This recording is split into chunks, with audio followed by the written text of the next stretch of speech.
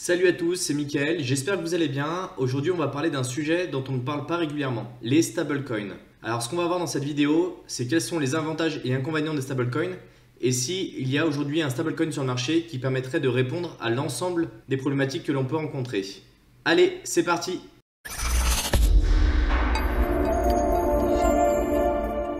Alors tout d'abord, il est important de rappeler ce que c'est un stablecoin. Le principe du stablecoin, c'est d'avoir un prix qui va être stable et qui va être équivalent en valeur 1 pour 1. C'est-à-dire que pour un jeton, vous allez avoir un US$ ou une autre unité de mesure. Alors quelles sont les fonctions que doit remplir ce stablecoin? Il doit être adopté par un grand nombre de personnes pour pouvoir être utilisé dans les commerces. Il doit être facile à utiliser pour être adopté par une grande majorité de personnes. Et surtout, il doit être stable. C'est-à-dire que son cours ne doit pas varier. Par exemple, un commerçant ne peut pas recevoir du Bitcoin parce que son cours va être trop variable. Il peut prendre plus ou moins 20% une journée. Donc c'est vraiment trop important pour des commerces et donc ça limite vraiment l'adoption à grande échelle. Alors aujourd'hui, on rencontre différentes limites qui sont liées à la technologie des stablecoins. Alors quelles sont les différentes technologies qui sont utilisées dans les stablecoins? Aujourd'hui, nous avons les stablecoins qui sont collatéralisés par des fiat. Nous allons avoir des stablecoins qui sont collatéralisés en crypto. On va avoir celles qui le sont pour de l'or. Et après, je vais vous parler des nouvelles catégories qui viennent d'arriver, celles qui ne sont pas collatéralisées et celles qui utilisent des technologies qui sont hybrides. Alors les collatéralisés en fiat, vous avez l'habitude d'en entendre parler parce qu'il y a le Tether dessus. Donc c'est-à-dire qu'on va avoir différentes problématiques qui vont être rencontrées. Tout d'abord, ces stablecoins vont être centralisés parce qu'il va y avoir une seule autorité qui va émettre ces jetons. Et on s'est aperçu récemment que la parité n'était pas forcément respectée. Tether est un projet qui est très critiqué parce que les audits qu'ils réalisent ne sont pas très clairs. Et potentiellement, aujourd'hui, on n'est plus capable de savoir s'ils ont réellement la quantité de dollars américains dans leur coffre équivalent au nombre de jetons en circulation. Ensuite, dans les crypto-monnaies qui sont collatéralisées en crypto, nous avons bien sûr le MakerDAO avec le DAI.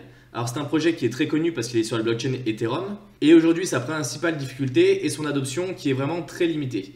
Mais on peut s'apercevoir qu'il y a également d'autres problématiques qui sont liées à la collatéralisation en crypto. Tout d'abord, on a pu s'apercevoir qu'il y avait des piratages de contrats, comme par exemple avec le piratage de The DAO. Ce qu'il faut savoir, c'est que pour récupérer le prix de la crypto-monnaie qui va être collatéralisée, il va falloir utiliser des oracles. Et souvent, ces oracles-là sont centralisés. Et aujourd'hui, ça pose vraiment un gros problème parce que potentiellement, ils peuvent pirater ou ils peuvent bugger. Par exemple, Synthetix Network, on a fait récemment les frais avec un gros bug de leur oracle qui a fait totalement planter la plateforme. Alors, je vous ai dit qu'il existait aussi un autre type de collatéralisation. Donc c'est ceux qui sont basés sur les métaux précieux. Donc ici vous en avez quand même aujourd'hui un grand nombre qui existe avec 3 majoritaires qui vont surperformer le marché. On pourra vous en parler plus en détail dans une vidéo si ça vous intéresse. Ces stablecoins qui sont collatéralisés avec des métaux précieux. Mais concrètement, ils vont avoir plusieurs problématiques qui sont rencontrées par les utilisateurs. C'est qu'ils coûtent cher dans l'ensemble parce qu'ils ne sont pas adossés à 1$ mais plutôt souvent à une once d'or. Et après la problématique c'est que c'est beaucoup moins stable parce qu'on est basé sur le cours de l'or.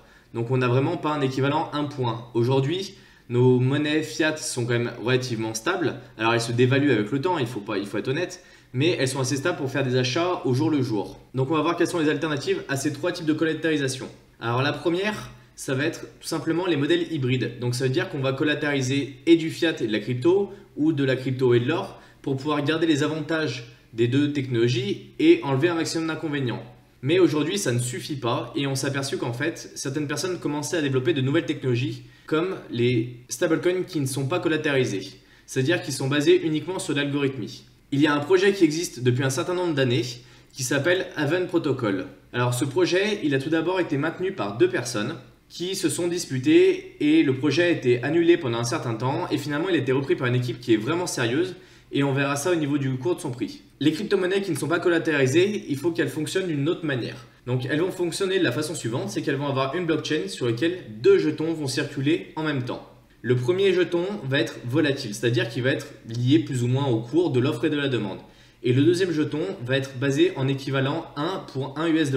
Donc bien sûr, il va falloir avoir des oracles pour aller vérifier le prix du jeton pour voir à quel niveau il en est.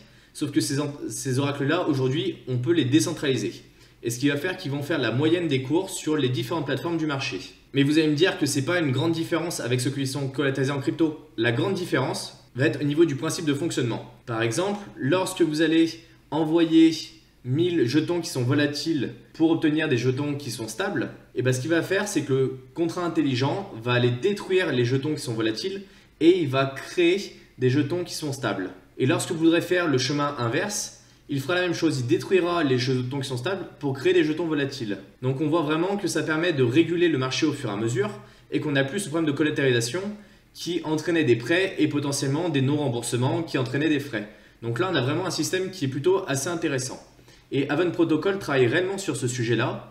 Aujourd'hui c'est un projet qui est basé sur la technologie qui est utilisée dans le Monero, donc avec un niveau de vie privée qui est vraiment très intéressant. Et il va y avoir deux jetons, le XUSD qui va être justement le stablecoin et le AXHV qui va être le token qui va être volatile. Donc par exemple, si on regarde un petit peu son cours, donc on voit à l'heure actuelle qu'il a 1,31 €.